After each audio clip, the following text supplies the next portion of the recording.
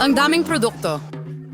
At napakagaling niyan. Sigurado akong makakapagluto ka ng isang bagay para sa akin gamit niyan. At higit pa, isang pasta. Bueno! Sulit subukan. Nagtataka ako kung saan magsisimula. Siguro spaghetti ang pipiliin ko. Sa tingin ko kailangan ilagay sa tubig. Ayos na. Ano? Pero bakit hindi kasya? Susubukan kong gawin ito gamit ang kutsara. May naisip ako.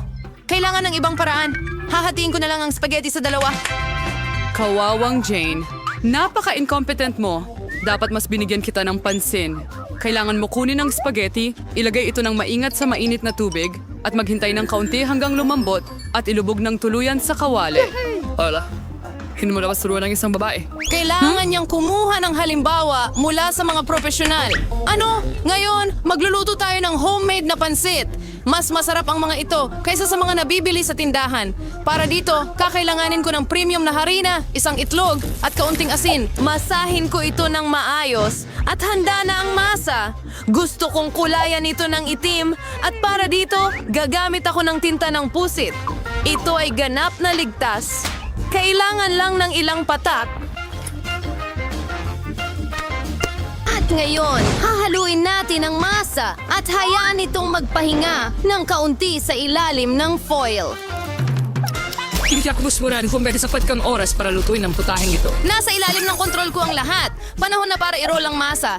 Ito ang pinakamahirap na trabaho, pero kaya ko ito. At ngayon, kukuha ako ng espesyal na kutsilyo at puputulin ang masa sa mga guhit. Tingnan mo kung gaano ito kalambot. Sigurado akong lalabas na napakasarap ng aking lutong ulam. Pinapahiran ko ng harina ang kwarta. Ayan, tapos na. Pwede mo nang ilagay ito. Ihuhulog ko ito sa kumukulong tubig, ihalo at maghintay. Ang pangunahing bagay ay huwag hayaang magdikit-dikit ang pasta. Ngayon, pwede mo na itong ilagay sa plato. At ngayon, ihahanda ko ang pampalasa. Sa aking palagay, mahusay ang pagkapares ng seafood at pasta. Magpiprito lang ako ng mga maliliit na pugita. Mukha itong medyo kakaiba. Hindi mo ito maintindihan. Ito ay mataas na lutuin. Idadagdag ko ang sarsa na ito. At tapos na. Siguradong ma-appreciate ito ni Bobby. Oh! Sa tingin ko, mas gusto ng anak ko ang ketchup. Saroan tilgawa mo. Sinusubukan kong kunin ang spaghetti mula sa kawali. Mukhang hindi ito pasta. Parang nagkaroon ako ng pasta casserole. Sa tingin ko, mas mabuting itapon na lang ito. May naisip akong ideya. Kukuha ako ng noodles na insik. Lagi itong gusto ni Bobby. Bubuksan ko ito, magdadagdag ng pampalasa, at magbubuhos ng kumukulong tubig. Ganyan ko ito gustong lutuin. Mukhang kawawa. At sa palagay ko, medyo maganda. Hurra! Grabe, ang daming putahe. Nalilibang ang mga mata ko. Hindi ko alam kung saan magsisimula. Ayoko ng mga pugita. Nakakatakot sila. Pero gusto ko ang pasta na may ketchup. Mahal ko ang sarsa na ito. Sa tingin ko si Granny ang gumawa nito. Ang Chinese noodles ay kaaya-ayang sorpresa. Lagi ko itong nagustuhan. Oh, hindi. Masyado silang maanghang. Hindi. Sa totoo lang, medyo masarap ito. Sa tingin ko, mananalo sila. Salamat. Ano ang gusto ng anak ko ngayon? Mahal, magluto ka nga ng mga chinsirya para sa akin. Kahit ano ang sabihin mo, bata. Wala akong ideya kung ano ang gagawin. Was maalagi, Jane. Kailangan mong balatan ang mga patatas. At ngayon, hinihiwa natin sila ng manipis hanggat maaari. Magbuhos ng kaunting mantika at lilikha ito ng masarap na malutong na balat. Buksan ang kalan sa pinakamataas na kapangyarihan at ipadala ang mga patatas sa kawali. Parang walang komplikado. Salamat, Lola. Susubukan ko ito. Kukunin ko ang mga patatas at babalatan. Parang may mali akong nagagawa. Bakit ang liit ng pirasong natira? Kahit na, sa tingin ko hindi nito maapektuhan ang lasa. Kaya, ngayon pwede na nating ibuhos ang langis. Buksan ko ang kalan at ilalagay ang mga patatas. Wag! Jane, wag mong gawin ito. Aray, mainit. Paano nga ba dapat ang langis? So, kailan ka singizet sa umay? Liz, keep ka. Di ka marunong magluto. Halik ka na. Makikita mo, magiging maayos ito. Jane, dahil sa'yo, na-distract ako at muntik ko nang makalimutan ang aking niluluto. Magiging espesyal na naman ang aking lutuin. Gagawin natin ito gamit ang tortillas. Salamat dito. Magiging mas malutong at masarap pa sila. Sinusubo ko ang hiniwang tortillas sa mainit na langis. Tingnan mo kung paano ito umuusok. Yun ang kailangan mo. Tapos na. Makukuha mo na. Parang totoong nachos. Kailangan lang ng mga pampalasa. Pero aayusin ko yan. Una, kailangan mong ihain ang ulam. Isa kayo sa mentos tarampiers sa inong itim na plato. Sa halip na pampalasa, kukuha ako ng kaunting keso. What sir, kung pinagumagos. Pakihirap higrin ng sarili at hindi tikman. Idaragdag ko ang ilang gulay para sa dekorasyon at iyon na. Oo, munti ko nang makalimutan. Kailangan ko rin ng katas ng dayap. Magpapating ka dito sa lasa nito. Tingnan mo kung gaano ito kaperpekto. Ilalagay ko ito sa plato. Wow! Wow! At tayo- Hindi ko rin tatanggihan ng ganitong ulam. Pero mukhang hindi maganda ang patatas ko. Kailangan ko bang itapon ulit ang lahat? Teka, may naisip ako. Kailangan mong magdagdag ng mga pampalasa. Tatakpan nila ang lahat ng kapintasan. Ilalagay ko ang mga patatas sa isang mangkok at tataktakan ng marami sa ibabaw. Mukhang mas gumanda na. Hahaluin ko ito at iyon ay naging masaya. Ilagay natin ito sa plato. Nakakita kung ginagawa niyo ang lahat ng makakaya niyo. Bon appetit, Bobby. Subukan mo. Sa gayon, sisimulan ko ito. Ugh! Gaano karaming pampalasa? Hindi ko gusto ito. Mas mukhang maganda ang dish na ito. Sige. Oh, anong nakikita ko? Nachos? Sa totoo lang, hindi ko ito inaasahan. Oh, ito ay cheese sauce. Ayaw ko nito, kaya ang panggitna ang panalo. Salamat. Ang anak ko,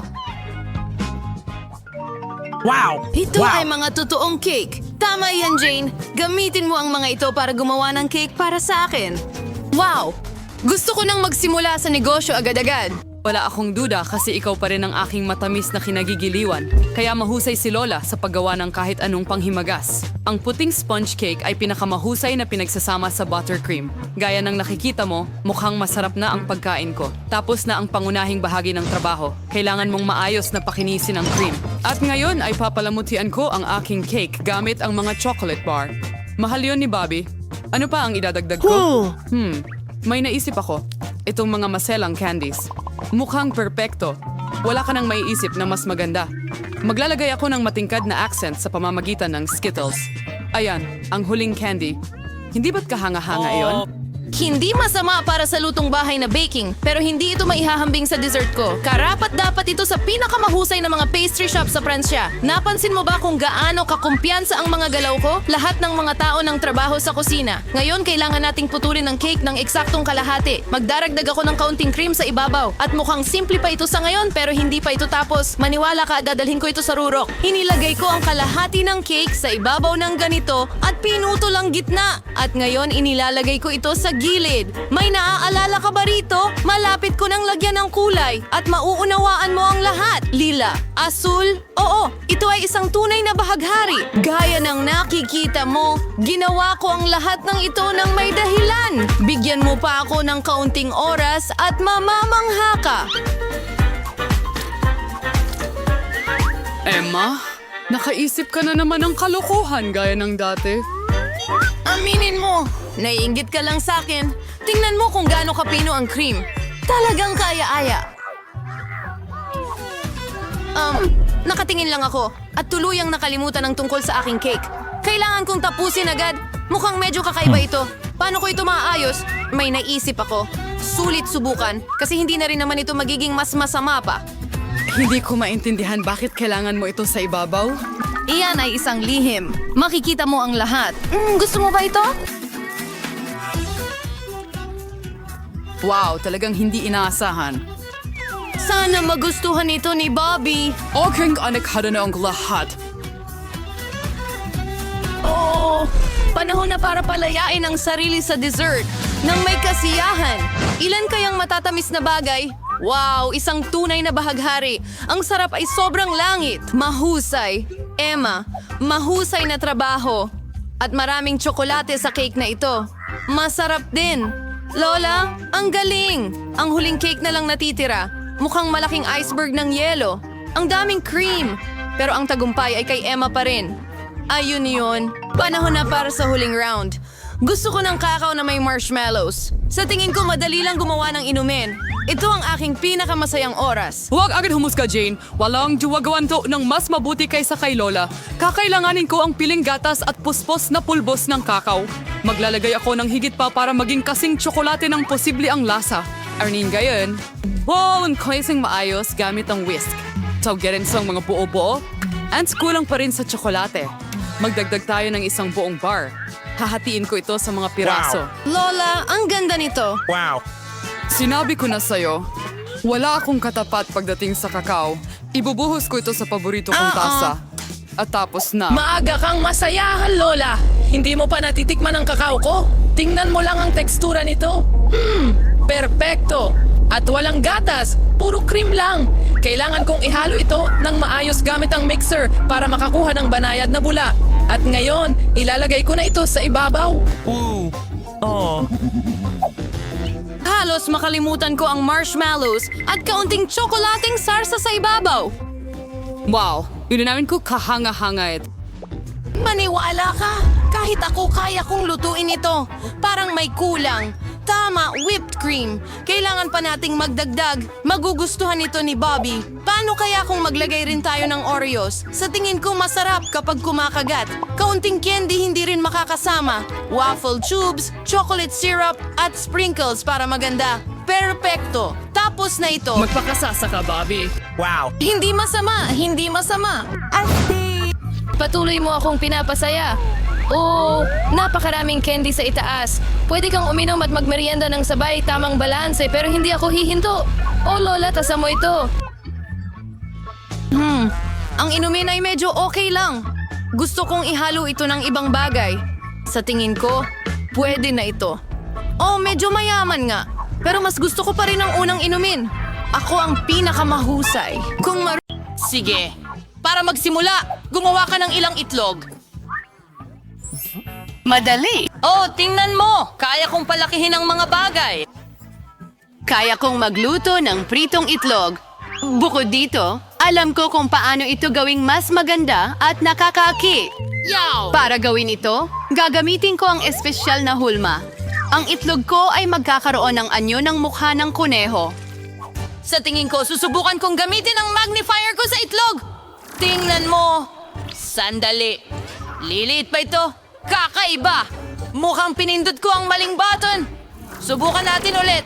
Ha, gumagana. Oh, Sigurado ka bang kaya mong kainin ito? siyempre.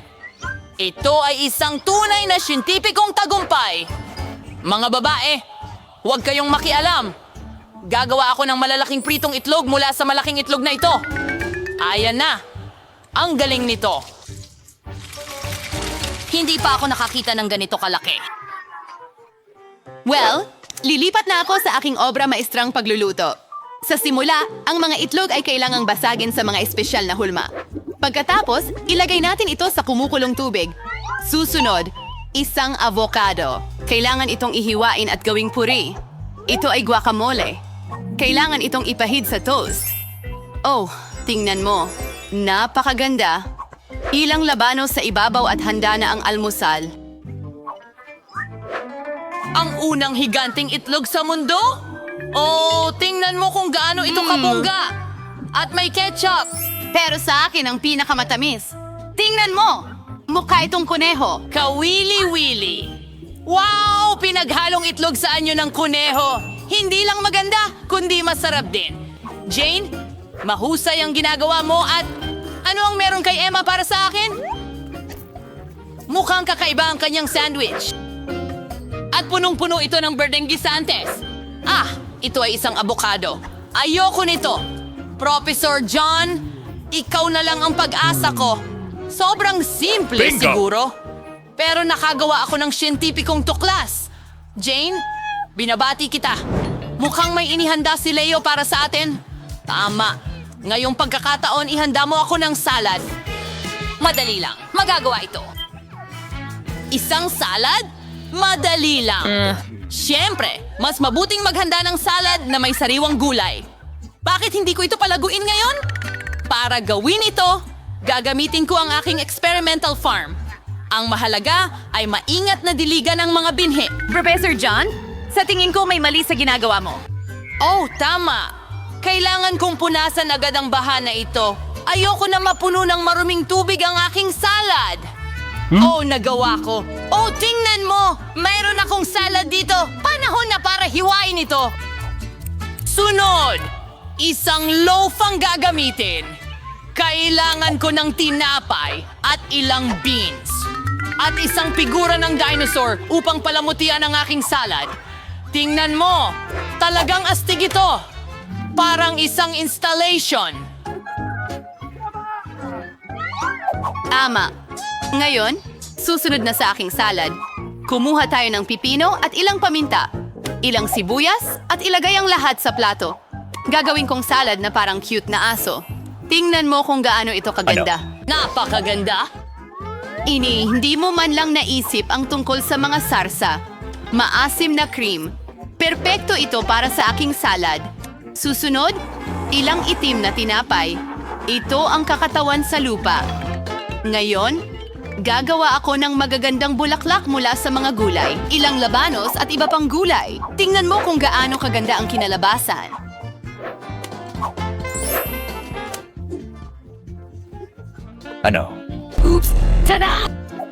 Simulan natin sa'yo, Professor! Napakasarap ng dinosaur. Gawa ito sa tsokolate. Subukan natin ang iba pa. Ew, Beans? Walang may gusto niyan. Nakakadirire. Ginagawa Wala kang naiintindihan. Jane, ang cute ng aso mo at hindi naman masama ang salad. Sinubukan ko? Ngayon, panahon na para sa isang obra maestra sa pagluluto mula kay Emma. Mayroon siyang isang buong hardin na salad ng gulay. Tingnan natin. Ang itim na tinapay ay hindi mukhang lupa, kaya hindi, si Jane ang panalo. Noong bata pa ako, gustong-gusto kong magdura sa upuan. Anahon na para uminom ng kape. Magagawa ito. Tama, may naisip ako. Para gumawa ng kape, gagamitin ko ang isang makina na mabilis kong binuo. Sige. Ito ay para sa paggawa ng iba't ibang halo. hindi. Hoy, huwag mo itong hawakan ng mga kamay mo. Mahalaga na maging tumpak hanggat maaari. Ibubuhos ko ang mga butil ng kape. Susunod, kailangan natin ng apoy. At malapit nang maging handa ang kape, tumataas ang temperatura. Ginawa ko lahat ng tama. Hoy, tingnan mo. Umaagos na ang kape. Ipapakilala ko si Leo sa siyentipikong kape sa lalong madaling panahon. Una sa lahat, ang kape ay dapat masarap. Gumamit tayo ng ilang niyog. Mas eksakto, ilang gatas ng niyog at ilang piraso ng niyog. Ilalagay ko sila sa blender at natural na gatas ng niyog ay handa na. Ngayon, gagamit ng puting tsokolate. Kailangan itong ilagay sa gatas at tunawin doon. Astig! Nag-grate din ako ng tsokolate at ibuhos natin ito sa baso. Pwede nating budburan ng mas maraming tsokolate sa taas at ilang berries. Magiging kahanga-hanga ito. Wow.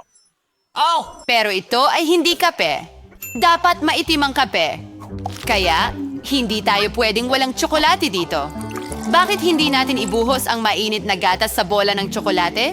Mas kamukha nitong kape. Perpekto! Panahon na para piliin ang nagwagi? Tada! Ano na naman ang ginawa ng profesor ngayon? Ang mapait nito. Hindi, ayoko nito. Mukhang ang pagluluto ay hindi para sa akin. At ano ang niluto ni Emma? Hindi masama. Ano yon, isang berry? Hindi masarap kahit kaunti. Jane, sa'yo na ang pag-asa namin. Sobrang sarap niyan. Maraming salamat. Binabati kita sa isa na namang tagumpay. Ako ay isang tunay na chef. Hurra! Diyos ko po.